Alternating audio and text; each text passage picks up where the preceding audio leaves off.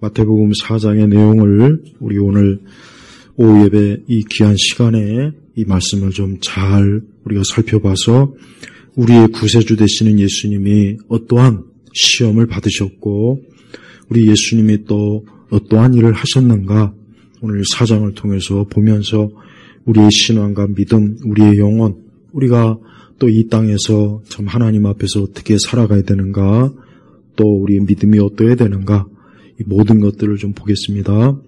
예수님이 예수님께서 이제 40일을 밤낮으로 금식하셨다 그랬죠. 여러분, 예수님의 이 40일 금식은 이건 도저히 사실 인간적으로 하기가 참 어렵고 힘든 겁니다. 40일 금식 기도라고 하는 것은 정말 말 그대로 목숨을 내놓고 할 수밖에 없고 이 금식을 통해서 예수님께서는 공생애의 사역을 하시는 그 첫걸음을 띄셨다고 보면 돼요.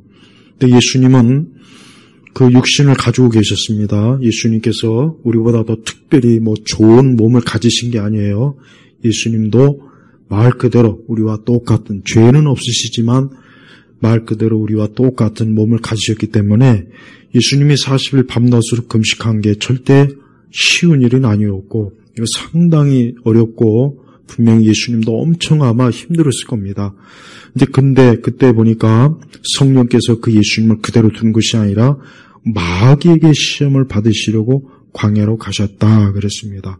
여기서 우리가 알 수 있는 건 뭐냐, 하나님의 아들 예수님도 이 땅에 오셔서 편안하게 앉아서 하나님의 아들이니까 뭐든지 다 그냥 저절로 알아서 되는 것이 아니라 심지어는 성령에 이끌려 마귀에게 시험을 받으시려고, 그러니까 마귀에게 시험을 받는다는 게 얼마나 이게 사실은 참 좋은 일은 아니잖아요. 근데 예수님께서 왜 이 시험을, 또 성령께서 왜 예수님을 이 마귀에게 시험 받는 곳으로 왜 이끄셨을까? 그 이유가 뭐겠습니까? 우리에게 본을 보여주시는 거예요. 분명히 우리도 이 땅을 살면서 많은 시험을 받게 돼 있어요. 또 많은 시험을 우리 앞에 기다리고 있고 또 우리가 그 시험을 아마 또 거쳤을 겁니다. 하여튼 믿음 생활하면은 누구도 예외가 없어요. 하여튼 믿음 생활하는 그 순간부터 이 마귀는 우리를 시험합니다. 또 앞으로도 시험할 거예요. 그러니까 성도들이 알아야 될 건 하나님의 아들 예수님께서도 이렇게 시험을 받으셨으니까 우리 역시 시험을 받을 수밖에 없다 하는 것을 인정을 해야 돼요. 단 그 시험은 참 어렵고 쉬운 건 아니에요. 또 우리는 시험을 이겨낼 각오를 해야 돼요.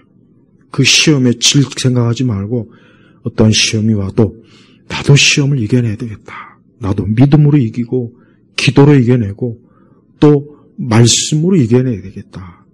우리 예수님은 시험을 이겼을 때 우리 예수님께서는 말씀으로 시험을 이겼어요. 그러니까 마귀가 예수님에게 세 가지의 시험을 했지 않습니까?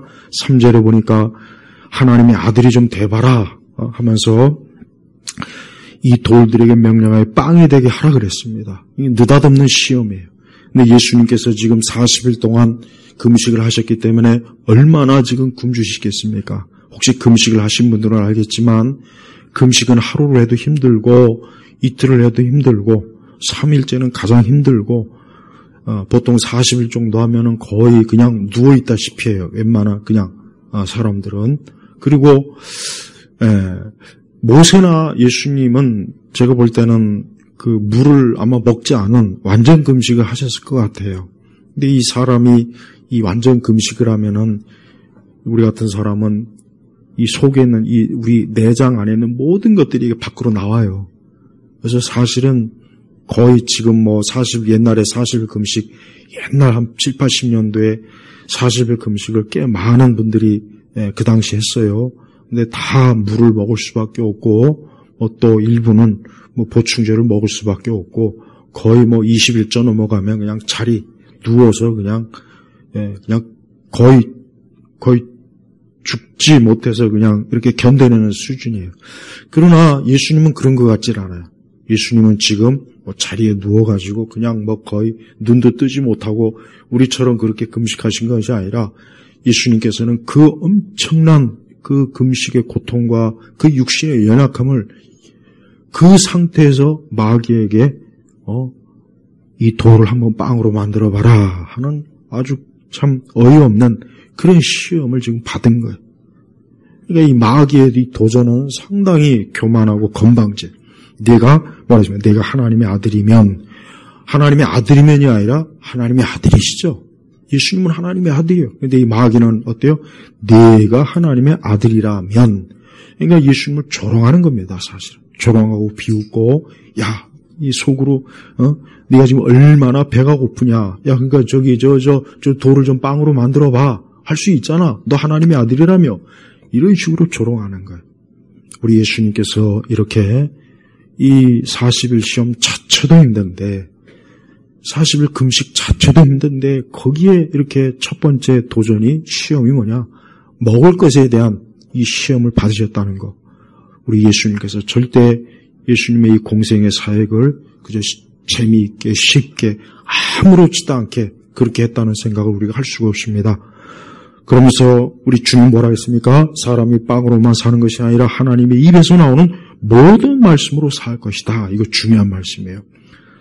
예수 뭐라 했습니까? 사람이 빵으로만 사는 것이 아니라, 쉽게 얘기하면 사람이 육신에 먹을 것으로만 사람이 사는 게 아니다. 그것만으로는 사람이 살 수가 없고, 뭐라 했습니까? 하나님의 입에서 나오는 모든 말씀으로 살 것이다. 이 말씀 사실 굉장히 중요한 말씀입니다. 예수님을 믿지 않는 사람은 지금 어떻게 살고 있습니까? 그들은 빵으로만 사는 거예요. 그들은 육신에 먹을 것만 가지고 지금 사는 거예요. 그러면서 그들은 나는 지금 살고 있다 생각하는데, 하나님은 그게 아니라 그래요. 주님은 그게 아니라, 그렇게 사는 게 제대로 사는 것이 아니라 거기에 뭐가 있어야 되냐? 하나님의 말씀이 있어야 된다는 거예요. 하나님의 말씀. 이 하나님의 말씀은 뭘 구체적으로 얘기합니까? 첫째는 성경이에요. 이 성경의 말씀을 사람이 읽고, 이 성경의 말씀을 이해하고 배우고, 이 성경의 말씀에 따라 사는 게, 이게 사람이 그래야 그가 정상적으로 사는 거다. 그렇지 않으면 그 사람은 지금 비정상으로 산다는 거예요. 그러면 결국은 얼마나 많은 사람들이 지금 비정상으로 사는 거예요. 그렇죠. 하나님의 말씀도 안 듣죠. 읽지도 않죠. 하나님의 말씀을 배우지도 않죠. 그 대신 그들은 이 세상의 문화, 이 세상의 것들을 얼마나 많이 섭취합니까? 또 육신의 맛있는 음식, 그것만 열심히 먹지 않습니까? 근데 하나님은 사람은 그렇게 살 수 없다 이거예요. 그러니까 그렇게 사는 것이 그 사람에게 안 좋다는 얘기래요. 결국 안 좋다는 얘기예요. 그러니까 인간이 이 세상에 태어나서 그 아기가 엄마 젖을 먹던 분유를 먹던, 벌써 아이는 어때요? 뭘 먹어야 돼요. 먹어야 아이가 육체가 크는 거예요. 그런데 그것만이 아니라 그 아이가 사람이니까 또 뭐가 필요하냐? 하나님의 말씀이 반드시 필요하다 이거예요.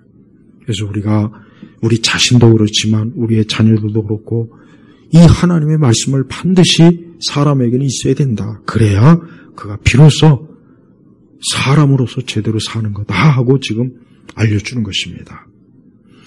그 다음에 마귀는 첫 번째 시험에서 거부당했다고 해서 포기하는 법이 없고, 두 번째 높은 거룩한 성읍으로 데려가서 성전 꼭대기에 세워가지고, 만일 내가 하나님의 아들이라면, 자 보십시오. 이 마귀는요, 이 하나님의 아들 예수님을 인정하지 않는 거예요. 인정하기 싫은 거예요. 그러니까 여러분 이 세상을 보십시오. 이 세상이 언제 기독교와 우리의 신앙과 믿음을 인정하기를 좋아한 적이 있습니까? 싫어요. 절대 싫어합니다. 이 세상의 모든 공통적인 요소가 뭐냐? 기독교를 싫어하는 면에 있어서는 다 같아요. 의견이 일치가 돼버려요. 참 희한해요. 기독교를 싫어하는 것만큼은 다 일치가 돼요. 왜 그러냐? 마귀의 속성을 가지고 있기 때문에 그래요. 그러니까 이 마귀가 또 내가 하나님의 아들이라면 얼마나 이 마귀가 교만합니까? 감히 하나님의 아들이라면 얼마나 교만한 거예요. 그러면서 성전 꼭대기에서 내려오면 그 말씀에 기록되어 있지 않느냐? 하나님께서 너를 위하여 자기의 천사들에게 명령할 것이니 그들이 손으로 너를 받들어 네 발이 돌에 부딪히지 않게 할 것이다. 자, 보십시오. 이 사단의 시험이라고 하는 것은 굉장히 교모해요. 하나님의 말씀으로 예수님을 시험하죠. 만약에 예수님께서 하나님의 말씀을 잘 이해하거나 바르게 알지 못했다면 진짜 그렇네? 이거 구약 성경에 있는 말씀이네? 그래? 그럼 성전에 뛰어내려야 되겠네? 그럼 어떻게 됐겠습니까? 마귀의 시험에 넘어가는 거예요. 어떤 사람이 믿는 자는 막 독사에 물리고 독을 먹어도 괜찮지 않다, 무리를 걸을 수 있다. 그걸 실제로 시험하다가 죽은 사람 많이 있어요. 그 어리석은 거예요. 왜 그 짓을 합니까? 그 짓을 하면 그런 짓 자체가 뭐니까 하나님을 어때요? 실제로 뭐라 했습니까? 예수님이 뭐라고 예수님이 바로 되받아쳤어요? 주 너의 하나님을 시험하지 마라. 그러니까 감히 하나님이 살아계신가 어디 한번 볼까? 야, 하나님이 정말 계신가 안 계신가 한번 볼까? 이렇게 하지 말라는 거예요. 하나님은 계신 분이에요. 계신 분. 그러니까 마귀의 시험이 뭐냐? 하나님이 계신지 안 계신지 한번 우리 시험해보자. 이거였던 거예요. 근데 예수님께서 모르고 덜컥 그냥 그 제안을 받아들였다면 그거는 하나님을 의심한다는 것밖에 안 되거든요. 그러니까 예수님이 그 의도를 아시고 주 너의 하나님을 시험하지 마라 그랬습니다. 자, 이단에 빠진 분들은 제발 이단이 가르치는 성경 공부나 그들이 가르치는 교리를 일방적으로 받아들이기 때문에 문제가 생기는 거예요. 어떻게 보면 맞는 것 같아요. 그러나 그들의 가르침은 다 그릇된 가르침, 부분적이고 왜곡되고 교묘하게 속이고 또 말씀의 본래의 뜻을 잘못 적용해서 이단들은 자기의 이단의 사람들을 끌어들이는 겁니다. 다 그래요. 100% 그래요. 그러니까 예수님처럼 말씀의 분별을 잘하면 야, 지금 이 사람들이 성경을 가지고 교묘하게 지금 나를 꼬이고 있구나. 그거를 잘 분별해서 그 이단을 물리칠 생각은 못하고 그럴 할 능력도 없어요. 그냥 거기에 끌려가는 사람들이 그렇게 많아요. 그러니까 벌써 보세요. 마귀가 예수님을 어떻게 접근했습니까? 하나님의 말씀으로 접근한 거 보십시오. 그러니까 이 마귀는 하나님의 말씀을 잘 알고 있어요. 그래서 이 말씀을 어떻게 하면 왜곡해서 의미를 변해서 어떻게 하면 말씀의 뜻을 본래적 말씀의 뜻을 교묘하게 속여서 사람들을 참 신앙에서 벗어나게 그 참된 교회에서 이탈되도록 만드는 게 이 마귀의 속성이에요. 그러니까 여러분 항상 주변에 앞으로도 여러분 분명히 여러분 꼭 성도는 반드시 살아가면서 이단을 만나게 돼 있어요. 꼭 만납니다. 친구나 직장이나 이웃이나 꼭 이단을 만나게 돼 있습니다. 가장 좋은 거는 이단하고는 아예 상대를 하지 않는 게 제일 좋아요. 네, 아예 상대하지 않는 게 아예 그냥 말도 못 꺼내게 하는 게 제일 좋고 진짜 이단을 상대하고 싶으면은 이단보다 훨씬 더 성경을 잘 알아야 돼요. 그들이 가르치는 성경이 아니라 그들이 가르치는 내용이 아니라 진짜 하나님 말씀을 더 잘 알아서 그 이단이 감히 입도 뻥끗 못하게 해야 되는 거예요. 신천지를 만나던 하나님의 교회 그 안상홍교를 만나던 통일교를 만나던 안식교를 만나던 여호와의 증인을 만나던 구원파를 만나던 그들이 잘못된 교리를 아예 입도 뻥끗 못하게 부끄럽고 창피하게 만들든지 안 그러면은 아예 말을 섞지 마라. 그래서 우리 성도들은 이단하고는 절대 가까이 하면 안 돼요. 아예 말을 안 섞는 게 사실은 제일 좋긴 해요. 괜히 자꾸 말 섞이면 꼬이니까. 그러니까 우리가 항상 이단들을 경계하고 조심해야 됩니다. 또 마귀는 예수님에게 교묘하게 높은 자리에 올라가러 꼬드기는 거예요. 이 사람의 본성이 뭐가 있습니까? 아까는 육신의 욕구, 빵은 육신의 욕구를 얘기하는 거예요. 그래서 사람은 육신의 욕구 때문에 잘못하면 세상에 빠져요. 두 번째는 뭡니까? 이 세상에 높은 권력이에요. 높은 자리야. 누구나 다 사람은 그런 게 있어요. 그래서 여러분 지금도 이 권력을 차지하려고 엄한 짓을 다 하는 거 보십시오. 우리나라도 보십시오. 그 대통령 자리에 권력을 차지하려고 그냥 사람을 끌어내리고 온갖 거짓 선동을 하고 우리 지난해 봤지 않습니까? 국가 공권력을 가지고 엄한 짓을 지금도 계속 하고 있고 이게 다 뭐예요? 권력 욕구란 말이에요. 그러니까 이 마귀는 사람들에게 높은 자리, 야, 네가 높은 자리에 가야지, 권력을 차지해야지. 거기에 교묘하게 사람들을 꼬드겨서 사람들을 높은 자리에 오르게 하는 거예요. 근데 그것은 축복이 아니라 뭐예요? 멸망케 하는 거예요, 멸망케. 역사적으로 높은 자리에서 행복했다는 사람은 나 들어본 적이 없어요. 로마의 황제들, 우리나라의 조선 왕들도 보십시오. 조선의 왕들 중에 단 한 사람이라도 제대로 죽은 사람 없어요. 얼마나, 영조는 보십시오. 자기 아들을 뒤주에 갇혀서 죽이는, 그 끔찍한 짓을 저지른 거 보십시오. 그러니까 동서고금을 막론하고 높은 자리에 올랐더니, 나 참 행복하구나. 이런 사람 나 못 봤다니까요. 그런 기록을 난 못 봤어요, 이제까지. 없어요. 그러니까 성도들은 공연히 쓸데없이 욕심을 부려서 높은 자리에 오르려고 하지 말고 하나님이 내게 주신 자리를 감사히 여기고 또 정당한 방법으로 높은 자리에 올라가야지 온갖 꼼수와 온갖 우리나라 그 좌파들처럼 온갖 거짓으로 멀쩡한 정상적인 대통령을 끌어내리고 지가 왕이다 올라가가지고 지금 2번이나 그랬어요. 2번이나. 네? 2번이 뭡니까? 내가 볼 때는 하나같이 좌파들은 전부 다 사기쳐서 다 올라간 거예요. 그렇다고 해서 그들이 행복한 적 없어요. 어떤 그 청와대에 들어갔던 어떤 그 대통령 부인이 나중에 임기가 다 끝날 때쯤에 이 지옥 같은 곳에서 빨리 좀 나가고 싶다 그러대요. 그 청와대. 이 지옥 같은 곳에서 빨리 좀 나가고 싶다. 그 안에 있으니까 이게 날마다 그냥 누가 또 권력을 빼앗을까? 누가 우리를, 그러니까 높은 자리에 있어도 불안한 거예요. 불안한 거예요. 한시도 잠을 못 자는 거예요. 그렇게 좋은 넓은 청와대에서 수많은 사람들이 경비해 주지, 얼마나 좋은 요리사도 있지, 경원도 있지. 근데 거기서 잠을 못 자는 거야. 그러니까 빨리 여기서 좀 나갔으면 좋겠다. 그렇게 탄식을 했다고 합니다. 그러니까 우리 성도들도 세상에 높은 자리에 올라가면 저 사람 참 행복하겠다. 그런 생각하지 마시고 하나님이 높여주셔서 높은 자리에 올라가는 거는 괜찮지만 사람이 억지로 자식을 죽이고 부모를 죽이고 다른 사람을 다 죽여가면서 그 높은 자리에 올라가 봐야 거기에 무슨 행복이 있고 그 사람이 어떻게 편안하게 그 권력을 누릴 수가 있겠습니까? 그런데 이 교만한 어리석은 마귀가 감히 어찌 우리 예수님에게 이런 제안을 합니까? 어리석은 거죠. 세 번째는 그분을 또 세상 영광을 보여주는 거예요. 이번에는 더 높은 거예요, 더 높은 거. 8절에 보니까 매우 높은 산에 데리고 와서 세상의 모든 나라 그 영광을 보여준 것입니다. 이거는 아까 두 번째보다 훨씬 더 무서운 유혹이에요. 세상 모든 나라의 영광을 보여줬으니 얼마나 대단하겠습니까? 얼마나. 그러면서 뭘 제안하느냐. 만일 내가 나에게 엎드려 경배하면 내가 이 모든 것들을 내게 주겠다. 아주 마지막 세 번째는 이루 말로 다 할 수 없을 정도의 신성모독적 제안. 뭐냐.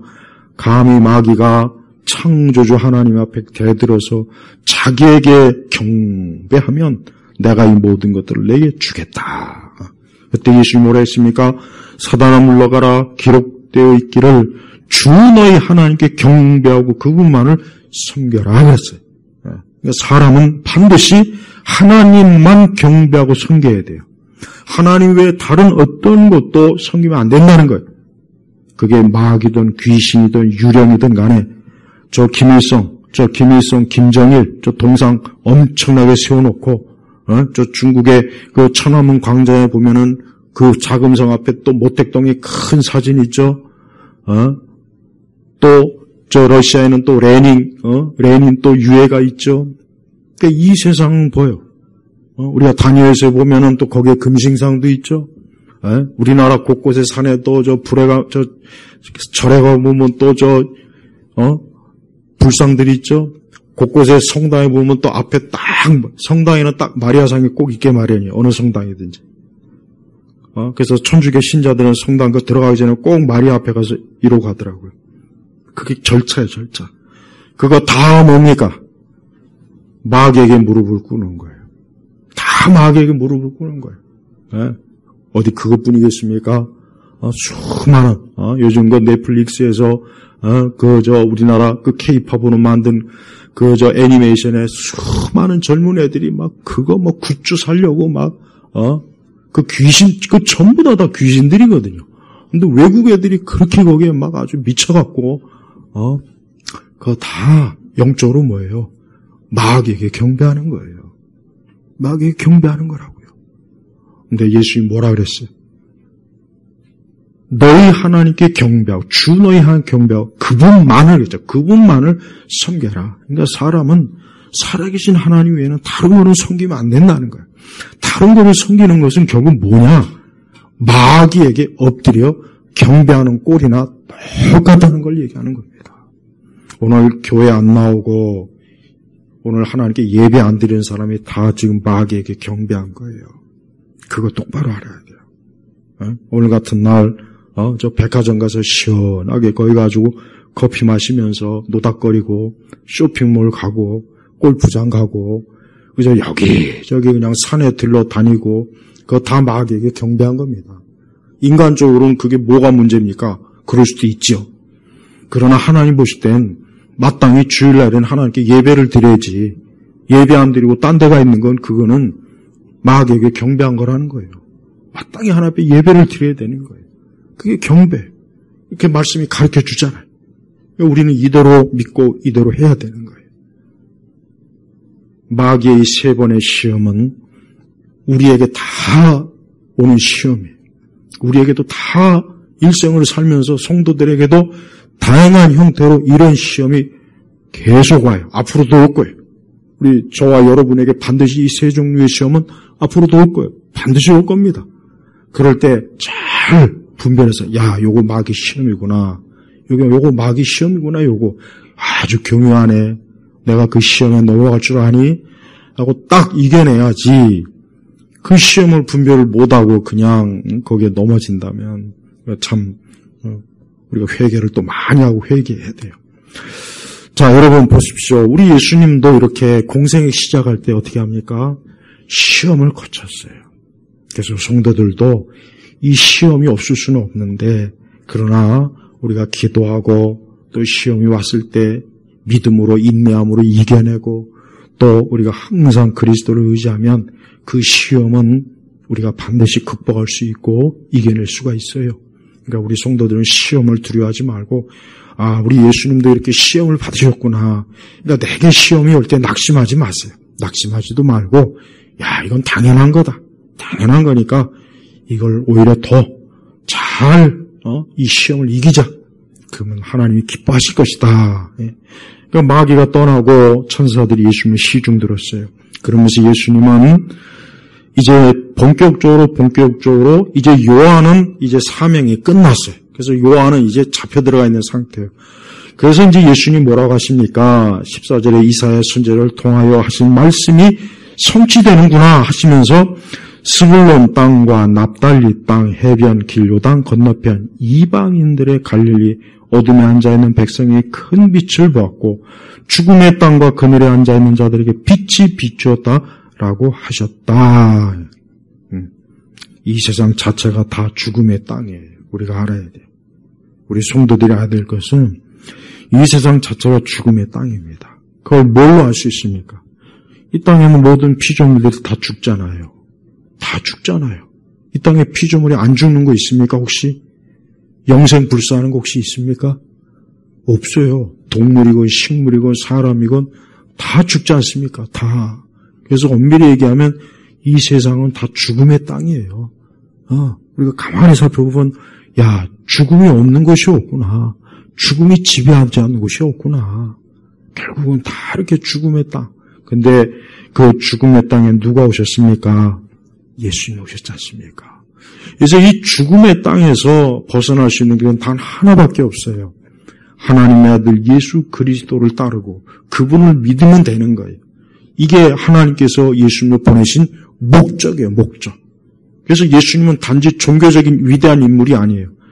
단순히 예수님은 뭐 착하고 선한 일을 하셨으니까 예수님 참 위대하신 분이구나 그 정도가 아니라 이 죽음의 땅에 다 죽어가는데 누구는 죽지 않도록 그 죽음에서 우리를 건져내시려고 예수님이 오신 거예요. 여기에 누구도 예외가 될 수 없어요. 아무리 아름다운 사람도 돈이 많은 사람도 많이 배운 사람도 평범한 사람도 대단한 사람도 이 죽음의 땅에 있으면 결국 다 죽게 돼 있단 말이에요. 그러니까 우리가 이 죽음의 땅에서 내가 어떻게 살까? 방법이 딱 하나 있습니다. 뭐겠습니까? 하나님의 아들 예수 그리스도 그분을 믿고 그분에게 나오면 됩니다. 그분을 붙잡으면 돼요. 그분과 동행하면 되는 거예요. 그러면 이 죽음의 땅에서 우리가 건짐을 받는 거예요.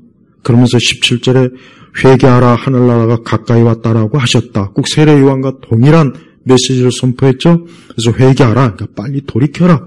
빨리 내게로 오라. 예수님은 자신에게로 오라는 거예요. 세례 요한은 자신이 아닙니다. 예수님에게요. 그러나 예수님은 자신에게요. 예수님 자신이 구원자시니까. 그래서 하늘나라가 가까이 왔다라고 하셨다. 누구나 다 회개하고 돌이키면 그에게는 하나님께서 생명을 주시지만 회개하고 돌이키지 않으면은 생명이 없습니다. 그래서 사람이 회개해야 돼요. 이건 도덕적, 윤리적 회개를 얘기하는 게 아니에요. 어떤 회개를 말하는 겁니까? 그리스도에게 돌아오는 거예요. 예수님하고 아예 등지고 살았던 인생. 하나님이고 예수님이고 난 그런 거 몰라 했던 사람도 그가 예수님을 듣는 그 순간에 내가 예수님께로 가야겠구나. 그래야 내가 살겠구나. 안 그럼 내가 이 죽음의 땅에서 끝나겠구나 하고 깨닫고 돌아오는 걸 얘기하는 거예요. 그런데 많은 사람들이 이러한 말씀을 듣고도 안 돌아와요. 안 돌아와요. 그냥 그대로 있어요. 그대로 가는 거 그대로. 그게 뭐예요? 결국은 죽음의 땅에서 난 죽겠다. 난 이걸 택하겠다. 이 뜻밖에 안 되는 거예요. 그래서 우리가 회개하고 하나님 나라에 들어가는 거 너무 중요한 거예요. 너무 중요한 거예요. 지금도 하나님 나라에 들어가지 않는 사람이 많이 있습니다. 얼마나 많습니까? 하나님 나라에 들어가지 못한 자들이 이 세상에 더 많이 있어요. 그래서 우리가 이 세상에 빨리 한 사람이라도 더 회개하고 그리스도께로 오기를 간절히 기도해야 돼요. 인간은 누구나 다 돌이키지 않으면 멸망해요. 이게 세례 요한의 메시지요, 예수님의 메시지입니다. 간단합니다. 복잡한 게 없습니다.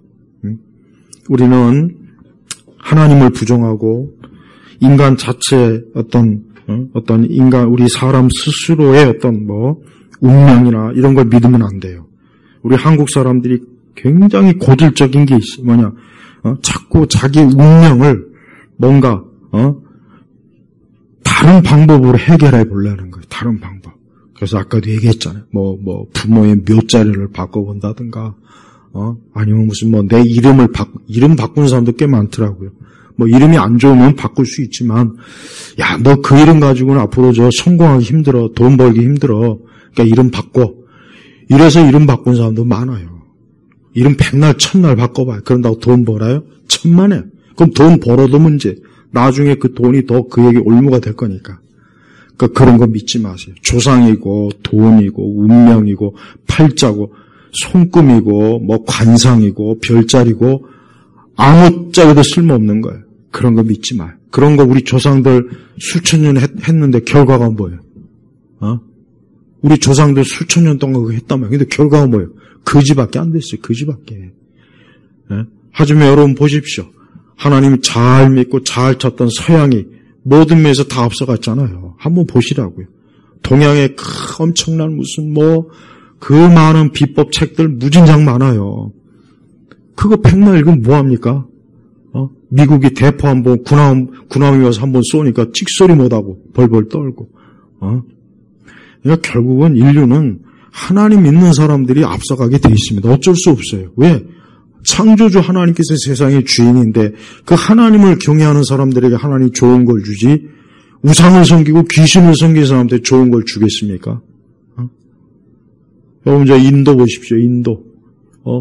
오늘 집에 가시면 인도의 그 음식 한번 이렇게 더러운 음식 한번 검색해 보십시오. 아주 그냥 다이어트 하고 싶은 분들은 다른 거 보지 말고 인도 음식 보면 알아서 다이어트 되겠구만 내가 보니까. 그 지저분하고 그냥 이 손으로 그냥 지가 옆에서 같이 음식 만들더만 지하고 같이 그걸 더 맛있다고 먹고. 그러니까 우상을 섬기는 그 민족은 뭔가 모르게 더러워요.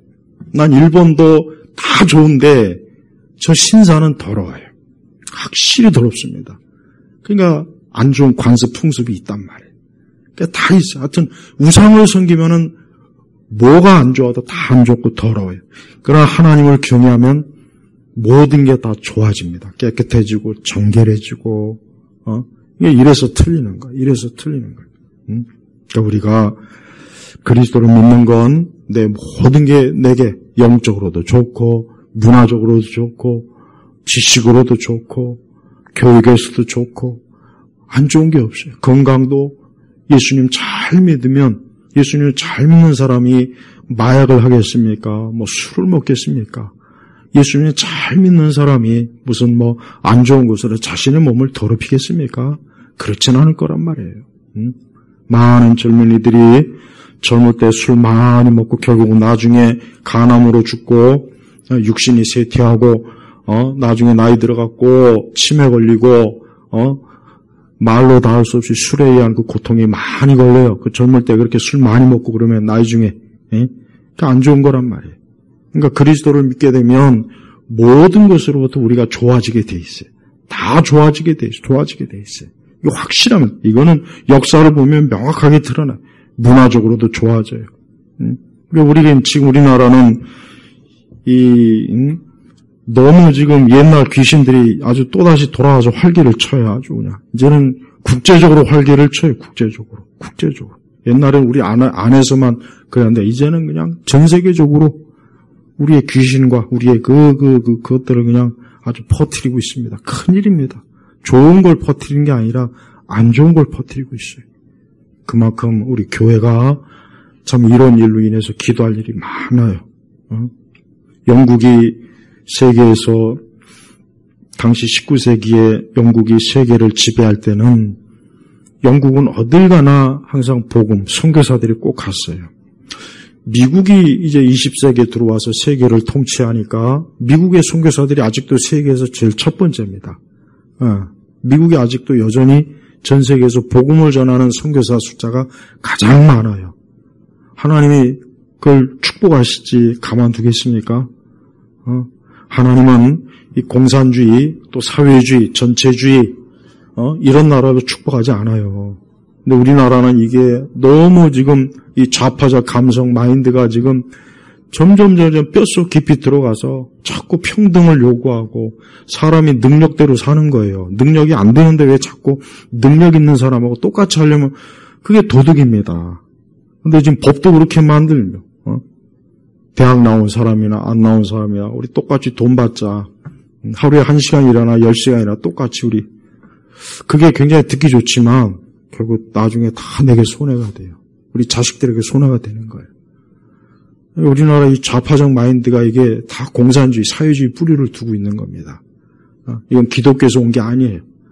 기독교는 그런 사상적 뿌리가 될 수가 없어요.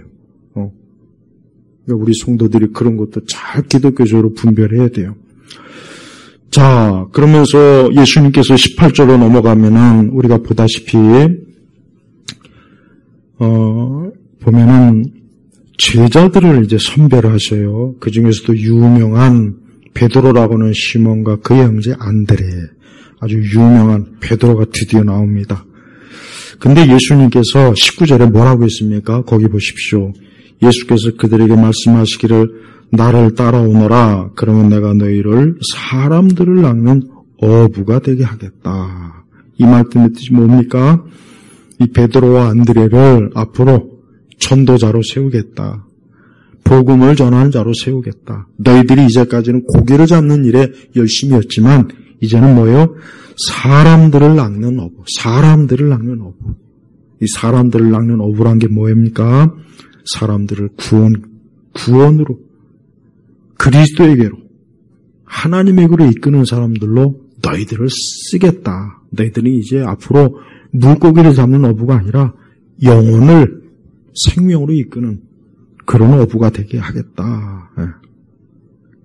이 어부라는 게 참 의미가 좋아요. 이 제자들의 직업이 어부라 했는데 예수님께서는 이제 그들에게 이제 너희가 그동안 평생 이제 그 갈릴리 그 호숫가 바닷가에서 물고기만 잡아왔는데 이제는 그 일 그만하고 이제 사람들을 낚아라. 지금 멸망해 가는 사람들이 얼마나 많으냐. 죽어가는 사람들이 얼마나 많으냐. 어둠의 땅에서 인간의 수많은 죄로 인해서 슬픔과 고통과 저주와 재앙에 빠져있는 사람들이 얼마나 많으냐. 그들을 건져라. 이젠 그 일을 하라 하고 이 베드로하고 안드레를 부르시는 거예요. 그리고 이제 나중에 이제 21절에 보니까 거기 또 뭐라고 했습니까?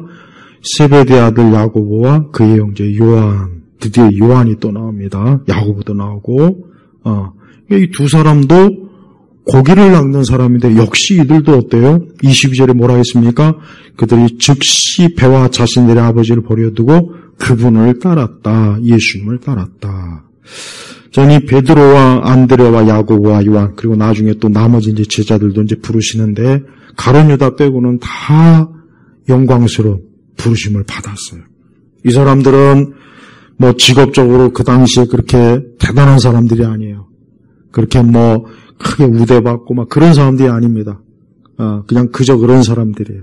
심지어는 세리도 있는데 세리는 완전히 뭐 인간 말종 취급받은 사람들이죠. 근데 그들이 다 어떻게 됐어요? 사람을 낚는 영혼을 구원하는 일에 쓰임받은 거예요. 하나님께서 이 아들께서 이 땅에 오셔서 다른 그 어떤 것보다도 이 일을 참 하셨다는 게 참 놀라운 거예요. 왜? 그만큼 이 일이 중요하다는 겁니다. 예수님께서 뭐 금강을 개발했습니까? 예수님께서 무슨 뭐 큰 회사를 세운 것도 아니고 예수님께서 무슨 큰 전쟁을 시작한 것도 아니고 근데 아까 하나님의 아들 예수님이 다른 어떤 것보다 사람의 영혼을 구원하는 그 일을 하는 자기 제자들을 선별했다는 게 놀라운 거 아니겠어요? 우리 성도들도 우리가 항상 나도 역시 영혼을 낚는 어부로서의 그 일을 항상 감당해야 돼요. 중요한 거예요. 우리 주변에 죽어가는 자들이 많아요. 죽어가는 자들이 많습니다. 병들어서 죽어가는 사람도 많고 지금은 건강하지만 내일 갑자기 사고로 죽을 사람도 얼마나 많습니까? 오늘은 살아있지만 내일 죽을 사람들 많아요. 진짜 많습니다. 그 사람은 모르는 거예요. 사람은 자기 일을 모른다고요. 예? 그래서 야고보서에도 그랬잖아요. 우리의 삶은 안개. 모르는 거예요. 모르는 거. 그러니까 우리가 이 복음을 게을리할 수 없는 이유가 뭐냐. 이 사람이 지금 멀쩡하게 나하고 같이 밥 먹고 커피 마시고 같이 얘기하지만 이 사람이 내일 갑자기 사고로 죽을 수 있단 말이에요. 그러니까 우리가 영혼 구원하는 것을 절대 등한히 여기면 안 돼요. 사실 영혼 구원하는 게 제일 중요합니다. 그래서 항상 이 영혼 구원은 참 중요하구나. 지금 저 죽어가는 자들을 그냥 아무렇지도 않게 바라본다면 내게 과연 그리스도의 마음이 있는가 하고 우리 자신을 돌아봐야 될 필요가 있어요. 그래서 이 땅에 있는 많은 영혼들이 좀 건짐을 받도록 우리 역시 기도하고 우리의 주어진 사명 잘 감당해야 됩니다. 그러면서 23절에 보니까 예수님이 이제 본격적으로 공생의 활동을 하시는데 예수께서 온 갈릴리를 다니시면서 그들의 회당에서 가르치시고 그 나라의 복음을 선포하시며 백성 가운데서 모든 병과 모든 약한 것을 고치셨다. 그래서 아주 중요합니다. 예. 그래서 갈릴리에서부터 우리 예수님께서 그 회당에서 말씀을 가르치고 복음을 선포하고 그다음에 백성들 가운데서 모든 병과 모든 약한 것을 고치셨다. 24절에도 온갖 병과 고통으로 고생하는 모든 환자들과 악령 들린 자들과 간질 환자들과 중풍 환자들을 그분께 데려오니 예수께서 그들을 고쳐주셨다. 그러니까 예수님의 그 사역 중에 아주 중요한 게 뭐냐면 귀신을 내쫓고 그 다음에 수많은 병자들을 고쳐주신 거예요. 여기서 조심할 게 있어요. 그럼 오늘도 이렇게 할 수 있는 거 아닙니까? 아닙니다. 여기에서 혹 실망스러울 수도 있겠지만 절대 예수님과 똑같이 우리가 기도하는 사람을 다 무슨 병을 고치고 악령들 그런 생각하면 절대 안 돼요. 그러니까 거기서부터 이제 문제가 생기는 거예요. 거기서부터 사람들이 잘 오해를 하는 사람들이 많아요. 우리도 예수님도 이랬으니까 우리도 이래야 되지, 이럴 수 있지 않나 해가지고 막 은사 치유 사역자들이 막 환자들 데려오고 기도하지 않습니까? 근데 거의 대부분이 다 뭡니까? 못 고쳐요. 못 고쳐요. 그런 일이 없어요. 왜 그럴까? 그러면은 이제 여기서부터 의문이 생겨요. 아니 그럼 성경에는 이렇게 있는데 왜 우리는 못합니까? 왜 그렇습니까? 이것은 하나님의 아들만 할 수 있는 거예요. 그리고 제자들, 누구? 사도들만 사도들에게도 예수님이 권세를 줘서 할 수 있었지 사도 스스로는 못했어요. 그러니까 제발 제가 왜 이런 얘기를 하냐면 자꾸 교회 다니시는 분들 중에는 이런 병도 치료받고 막 귀신도 쫓고 막 그런데 안 됩니다. 그렇게 한다는 교회들 대부분 다 맨날 그거 집회만 하지 나은 일이 없어요. 나은 일이 없다고요. 그러니까 그런 일로 자꾸 사람들을 속이면 안 돼요. 그러면 지금의 하나님의 뜻이 뭐냐? 예수님께서 왜 이 일을 하셨습니까? 결국은 장차 이 다음에 하나님 나라에는 이와 같은 질병으로 고통받는 일이 없다는 걸 보여주시는 거지. 지금 여기서 이걸 해서 우리도 중풍병, 간질환자, 그걸 고치라는 얘기가 아니란 말이에요. 이걸 정말 정확하게 알아야 돼요. 근데 많은 은사주의 교회들이 목사님들이 이거 한다고 막 사람 불러다 놓고 막 짓누르고 막 그냥 무슨 장풍을 하는 건지 안 됩니다. 못 고쳐요, 안 고쳐요. 안 돼요, 안 돼. 그게 하나님이 살아계시지 않거나 기독교가 가짜라고 하는, 가짜가 아니라 뭐냐. 하나님이 허용을 하신 게 아니라고요. 오직 예수님만, 사도들에게만 허용하신 거예요. 근데 여기서 우리가 중요한 게 있습니다. 그러나 야고보서에는 또 뭐라 하겠습니까? 병든 자가 있느냐? 장로들을 청해서 기도받으라 그랬죠? 그건 뭐겠습니까? 하나님께서 우리 성도들이 1차적으로 병에 걸렸을 때는 하나님께 기도하고 목회자에게 기도 요청을 하는 것은 잘못된 건 아니에요. 근데 그 가운데서 하나님이 고칠 수도 있고 안 고칠 수는 있어요. 그러나 병든 자를 고쳐주겠다고 집회하면서 플랜카드 걸어놓고 오늘 각색 예수님과 같은 이런 역사가 이 교회에서 있을 것이니까 오시오. 그런 짓을 하면 안 되는 거라고요. 그런 짓을 하면 안 된다고요. 근데 그걸 모르고 그 예수님의 흉내를 내는 그 사람들이 그렇게 지금도 많아요. 그게 바로 그게 거짓 교사예요. 오늘 우리 시대 목사님들이 똑바로 할 게 있어요. 오늘 우리 시대 목사님들이 해야 될 게 뭐냐? 예수 그리스도가 그분이 구원자라는 걸 부지런히 선포해야 돼요. 그게 중요한 거예요. 이 다음에 천국 가면 간질 환자 없어요. 중풍 환자 없어요. 귀신 들린 자 없어요. 온갖 병으로 고생한 사람 천국에 없어요.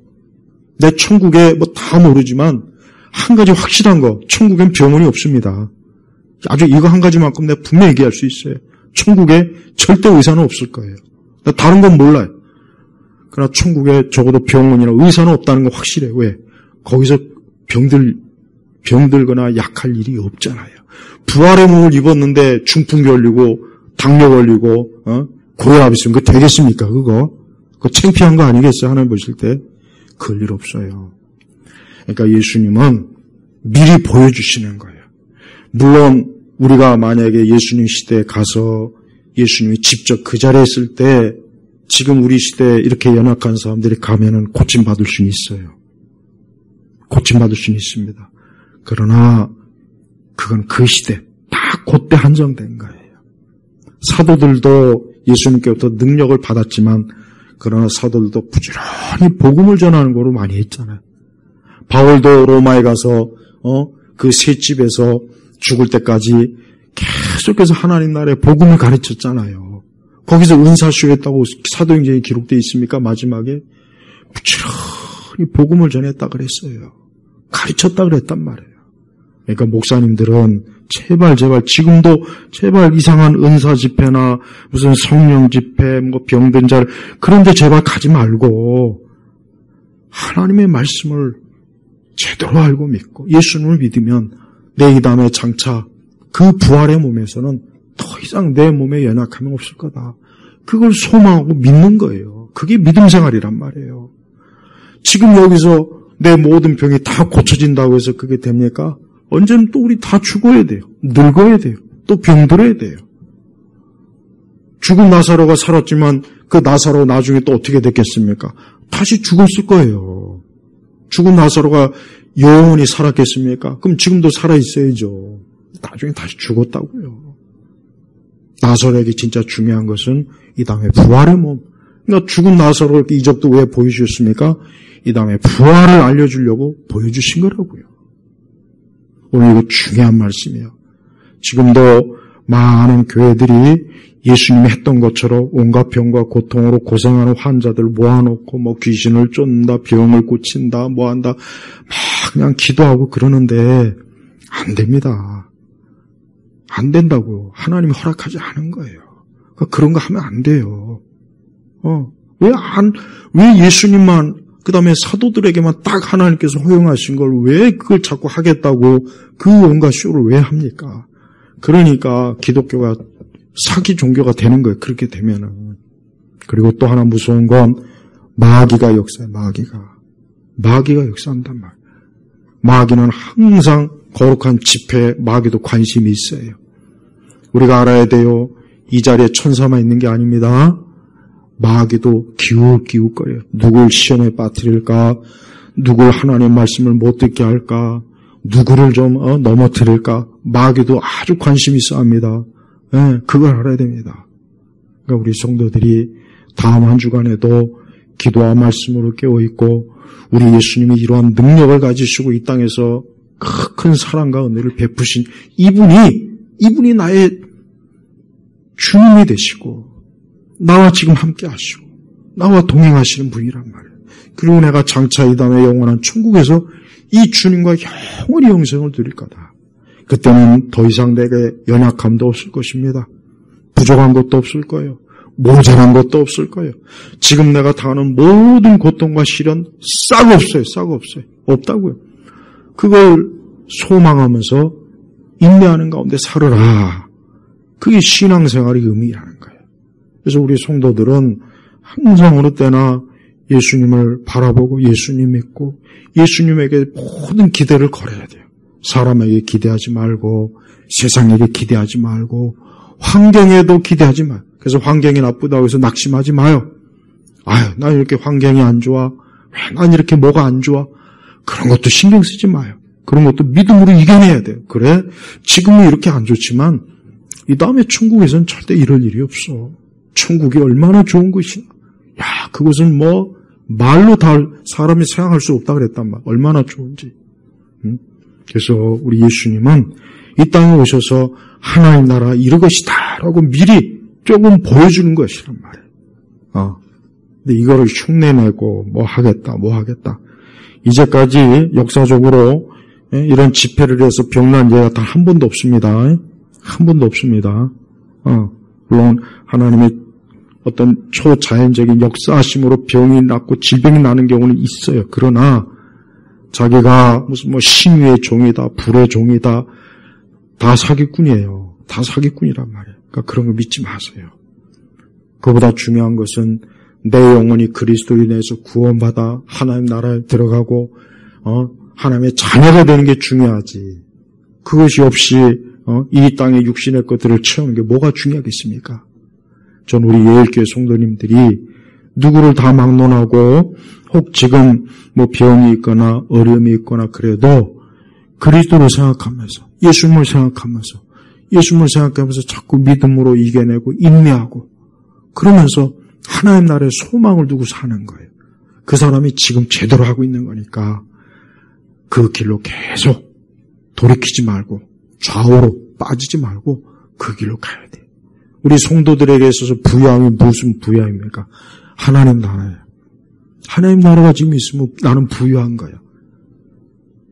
내게 하나님 나라가 있다면, 내게 하나님의 유업이 있다면 나는 우리나라 최고의 부자보다 더 부유한 사람이에요. 그러니까 제발 이 땅에서는 우리가 많은 시험이 있고 어려움도 있고 이런 것도 거쳐야 되고 저런 것도 거쳐야 되고 그거 당연한 겁니다. 그러니까 이 지상에서 지상 낙원을 꿈꾸지 말고 우리 예수님처럼 거친 세상에서 오셔서 예수님도 이렇게 고생하셨는데 우리도 기꺼이 이건 당연한 거다. 이걸 이상하게 생각하지 말고 내가 천국의 영생에 들어간 그때야 이제 모든 것이 세상 수고와 짐이 다 벗겨지는 거다. 그러니까 그때 바라보고 사는 거예요. 그게 믿음 생활입니다. 그러니까 앞으로 믿음 생활을 그렇게 생각하셔야 돼요. 그게 정상적인 거예요. 우리 예일교회 성도님들 모두가 다 주님의 나라에서 이런 말로 다 할 수 없는 기쁨과 참 낙을 누리시기를 주의 이름으로 축복합니다. 기도하겠습니다. 하나님 아버지 감사합니다. 오늘 마태복음 4장의 말씀이 우리 예수님의 그 행적을 기록해 놓은 계시된 귀한 말씀입니다. 우리의 구세주 예수님이 오늘 이 시간에 오늘 예배의 자리에 있는 이 자리에 오늘 말씀을 듣는 모든 이들에게 임해 주셔서 저들의 모든 일들에 대해서 우리 주 예수님의 사랑과 그 능력과 그분의 역사하심이 넘쳐나는 그런 인생을 살도록 이 시간도 역사하여 주옵소서. 예수 그리스도의 이름으로 기도 올렸습니다. 아멘.